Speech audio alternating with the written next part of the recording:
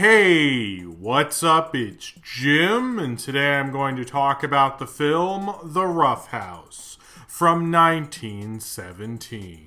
And this is continuing my series where I review the entire career of Buster Keaton. And this is the second Roscoe Fatty Arbuckle film co-starring Buster Keaton. It is noteworthy probably for two fairly important reasons, one of which it is often credited as being Buster Keaton's first co-writing and co-directing credit, so it's kind of his directorial debut, and it also features the first film version of the dinner roll gag that Charlie Chaplin would later do in The Gold Rush, and this film, the gag is actually done by Roscoe Fatty Arbuckle. And this film is slapstick from start to finish. It's filled with so much slapstick, and it has a lot simpler of a premise than The Butcher Boy. It's very silly and wacky and nonsensical and very hilarious. In fact, I think it's a lot funnier than The Butcher Boy, and I had a good time watching it. It doesn't make a lick of sense. Often silent film, you're at the beginning of film and how they're telling stories with film, so they're not exactly doing stories how we know them today, but I like that kind of looseness to The Rough House. It's really more about these gags and how silly it is rather than trying to tell some story or some plot. That's not really what they're trying to do with the story, and it's actually, I think this one works a lot better than The Butcher Boy. It's a lot funnier. There's really just like segments. I feel like they just filmed things and went, hey, that'll work, and put it in, and it has that kind of free-flowing style to it, as many silent comedies do, but especially this film, The Rough House. I'm not in love with The Butcher Boy, but I actually really love The Rough House, so if you're wanting to get into one of the Fatty Arbuckle Buster Keaton movies, I think this was probably a better place to start, frankly, because you get the sense of how weird and wacky and surreal slapstick really could be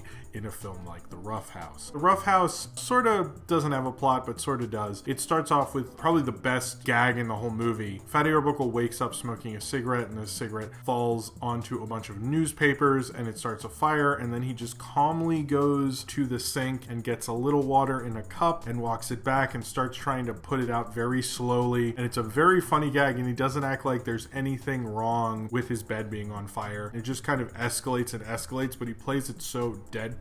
It's just absolutely hilarious. It's probably like the reason to check out this movie is the opening sequence. There's nothing as good as that sequence in the rest of the movie. It sets up his character. It's a really great silent film gag. Then he has the dinner roll scene, which is just like a little segment in this for whatever reason. And then the grocer delivery boy, played by Buster Keaton, comes, and the cook, played by Al St. John, have a scuffle and start throwing knives around, and Al St. John catches a knife in his teeth. It just keeps escalating and escalating, and then they both get arrested and become police officers, and then Fatty Arbuckle has to cook for these people, and that goes crazy, and then a cop shows up because they find that one of the guests is stealing from the house, and it just escalates from there. I think I got everything. Oh, because Buster Keaton and Al St. John are given the choice, they can either go to jail or join the police force. They come back to the film to arrest the guy stealing the jewelry, because I guess training was quick then, I don't know. The whole thing with this being Buster Keaton's directorial debut, it is noted that Buster Keaton was kind of second unit or assistant director on a lot of the Fatty Arbuckle films that he was in. And when that started, we don't seem to know. Buster Keaton doesn't say so in his book. I could not find an interview to say when that possibly could have started. It seems kind of arbitrary that only this film has Buster Keaton credited as co-writer and co-director rather than all the other Arbuckle films he was in, which they made quite a few of them, so I'm a little confused. A lot of the sequence where Al St. John and Buster Keaton are going back and forth, which is really, really funny. And there's a part where they're spinning around the table, and Fatty Arbuckle's in the middle of the table, and they're kind of turning him around like a turnstile, where Buster Keaton is like between his legs, and they keep going around and around and around. That's a great gag, and a lot of people say the parts between Al St. John and Buster Keaton was very reminiscent of the Keaton family vaudeville act. So I kind of wonder maybe that's why they just gave him the credit, because they were using a lot of gags that he was famous for in vaudeville. The DVD I have does not give Keaton credit as a co-director and co-writer. I just see that on IMDb and Wikipedia. I just don't really understand why this one. There doesn't seem to be a reason. The gag with the bed being on fire, I kind of think that does feel to me like more of a Keaton gag and very Keaton-esque. That could just be a coincidence. Oftentimes when you're watching a film and you know another director was involved creatively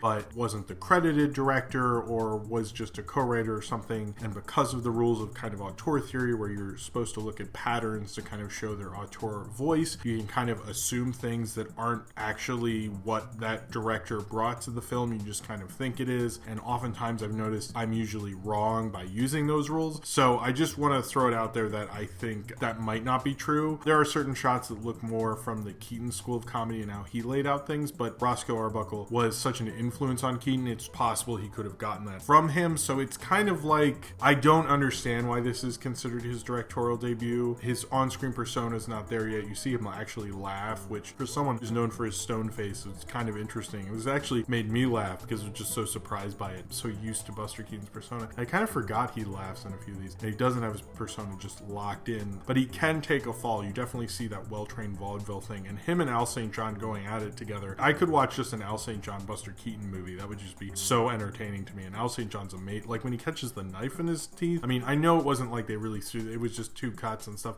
but come on, that's amazing. Roscoe Fatty Arbuckle, he does the dinner roll scene that Chaplin would later do in The Gold Rush, and he kind of does it as an aside thing, and often Chaplin uses gags that other silent film comedians would use and kind of reframe them and do something different with them. It's not like Chaplin was ripping him off, but often people didn't realize that because this film was lost for a period of time, so people really weren't aware of it. There's a lot of comparison videos online where you can watch the dinner roll sequence in this movie and the dinner roll dance in Chaplin's The Gold Rush. Honestly, I do prefer Chaplin's. Chaplin's is legendary. It's amazing. He certainly gives the rolls, like the dance, such personality, and a lot of people say he embodies it. He does such an amazing performance at it. He plays off the gag. He gives the gag its own breath. It says something about the character, but he stays on it a lot longer and makes a full amazing sequence that we'd all remember. I mean, when you think of The Gold Rush, that's the most famous sequence and one of probably the most famous sequences Chaplin would ever do. And Arbuckle, it's kind of just a throwaway gag in The Rough House. Character-wise, it's completely unnecessary. It is funny. It was kind of shocking to watch it and go, wait, whoa, he did this first? And I was a little confused. But understand the rules of comedy in 1917 were not like they are now, and that would be considered copying and things like that. Chaplin does it in such a different way. I wouldn't say he like ripped Arbuckle off. He's just using the kind of same gag and doing something different with it. But in vaudeville, a lot of people would use similar gags, and there wasn't really that much a problem with that, especially if they were friends. He might have asked permission. I couldn't find anything about Arbuckle and Chaplin being mad at each other, and maybe if someone knows something, they can leave something in the comments. But it is interesting that Fatty Arbuckle did come up with that first. I think this shows much more star quality from Roscoe Arbuckle than the previous film I reviewed, The Butcher Boy. I think this is a lot stronger of a film. He really has great star presence in this, and this like makes me understand like, oh, I would definitely see another silent film. I mean, I'm going to review a lot of them, but if I was an audience member, I would definitely say I would see another silent comedy with this guy because he's so goofy, so silly. He's kind of the buffoon in the house, and it plays off that one simple gag and it kind of escalates from there. The Butcher Boy, the problem is it's like two separate films scrunched into one, and although this has no kind of narrative thread whatsoever, it kind of like builds off of one another, like him having to cook the meals because Al St. John the cook was arrested and became a police officer within the span of an hour or something, and that makes sense in a loose sort of way. I think comedy works best when you have a small premise that you can hang things off of rather than having too much plot. Doesn't always work for comedy. I think that's one of the hardest things, but you can often be a little more inventive with plots like this, which I think The Rough House does very well. I love the slapstick in this. The scene between Al St. John and Buster Keaton is just watching two guys play and then have Fatty Arbuckle kind of be the master star of the whole thing. He seems in such control of his movie. In the other one, it felt like he was just kind of trying to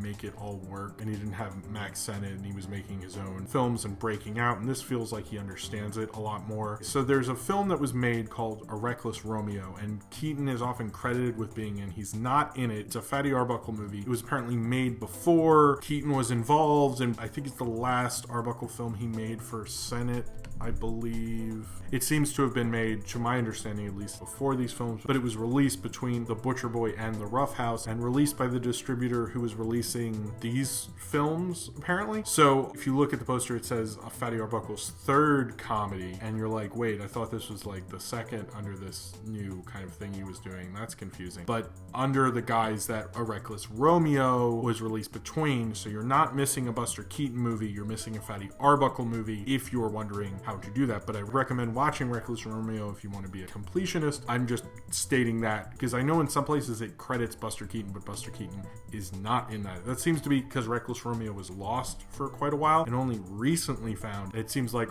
any older book I find, or any older resource I found, credits Buster Keaton with being in A Reckless Romeo, but I didn't see him in it, so maybe I missed him or something. But to my understanding, it was filmed in 1916, not in 1917, and Buster Keaton was still in a vaudeville company with his family in 1916, so he couldn't have been in it. If all that is correct, which often, it was so long ago, I'm sure there could be a document that comes out that, you know, Keaton directed it, or something weird like that I don't even know. But to my understanding, that is not true. I don't remember liking the early ones as much, where Buster Keaton gets involved with Arbuckle, but I like this one a lot. I just liked how kind of free form it is. I think often when a medium is newer, you can have a lot more fun with it because there's not actual rules there, you know? I like how there's a sequence where they're all cops and they just kind of appear, and then like the sergeant or the guy on desk or whatever tells them to go get the jewelry guy, and then they just disappear. I love that gag, but I love that kind of freeformness of it. I love how wacky and crazy it is. Oh, it also has, I'm not sure about this, and a lot of people have credited this to Arbuckle, and I don't want to go out on a limb here, but he gets hit with something and he sees stars. And I know a lot of what Looney Tunes and a lot of cartoons did came from vaudeville and silent comedy, and I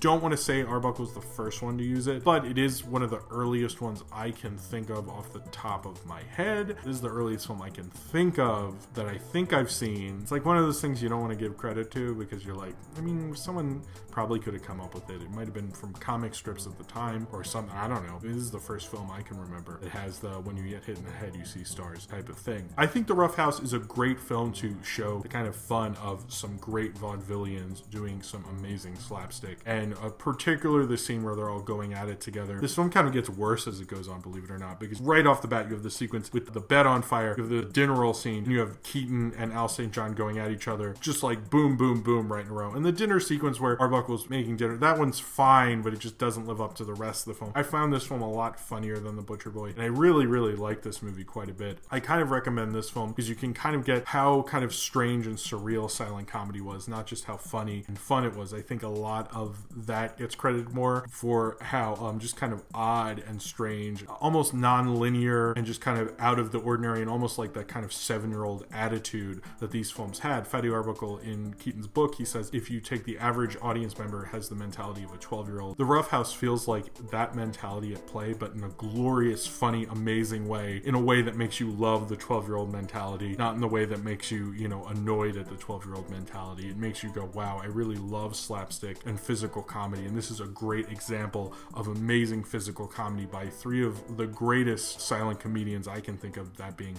Roscoe, Fatty Arbuckle, Al St. John, and Buster Keaton. And seeing them at play and have as much fun, because it looks like they were having a hell of a fun time during The Rough House, is a great thing to watch. And I would definitely recommend it, not just because it's Keaton's directorial debut and Arbuckle's dinner roll sequence. To me, what makes this film pop are the sequences that kind of sandwich the dinner roll scene. That's what makes this film so special. But if that's what gets you to watch this film, I'm kind of fine with that, because it's such a raucous, good time of a silent slapstick movie. I'm sure you won't be disappointed, and you'll probably want to watch a lot more Fatty Arbuckle after viewing The Rough House. So if you have seen The Rough House and you would like to talk about it, then comment below in the comments and subscribe if you would like to. And check out my Buster Keaton review series playlist. There's not much there right now when I publish this video, but hopefully if you're watching this some point in the future, there will be lots of Buster Keaton reviews for you to view. So check that out if you would like to. Thank you very much for watching, and I hope to see you next time.